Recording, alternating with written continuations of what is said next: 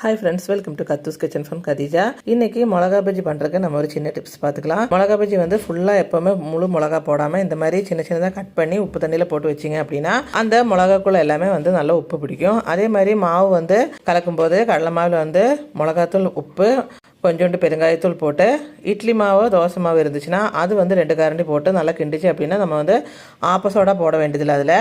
அதுக்கப்புறம் இந்த வடிகட்டின மிளகாவே இதில் போட்டு நல்லா வந்து கிண்டி எடுத்துடலாம். உங்களுக்கு வந்து மாவு வந்து வெளியே வந்து நல்லா திக்கான கோட்டிங்காக வேணும் அப்படின்னா மாவு இன்னும் கொஞ்சம் கெட்டியாக எடுத்துக்கலாம். ஆனால் அந்த மாதிரி திக்கான கோட்டிங்கில் நம்ம வந்து பஜ்ஜி சுடும்போது அந்த மிளகாக்குள்ளே எல்லாம் வந்து மாவு போகாது. மிளகா வந்து அப்படியே வந்து மிளகா மாதிரியே தான் இருக்கும். நம்ம வந்து இப்படி பண்ணும்போது இதுக்குள்ளே அந்த விதைக்குள்ளே எல்லாம் அந்த மாவு போய் கோட்டிங் ஆகிறதுனால நமக்கு அந்த காரம் தெரியாது, நல்லாவும் இருக்கும், சாப்பிட்றதுக்கு ஈஸியாகவும் இருக்கும், குழந்தைகளுக்கு கூட சாப்பிட்டுக்கலாம் தாராளமாக. இந்த மாதிரி சின்ன சின்னதாக கட் பண்ணி போட்டால் அளவாக கொஞ்சமாக எண்ணெய் ஊற்றி பொரிச்சு எடுத்துக்கலாம். இந்த வீடியோ பிடிச்சிருந்தா நம்ம சேனலை லைக் பண்ணுங்கள், ஷேர் பண்ணுங்கள், மறக்காமல் சப்ஸ்கிரைப் பண்ணுங்கள். தேங்க்யூ.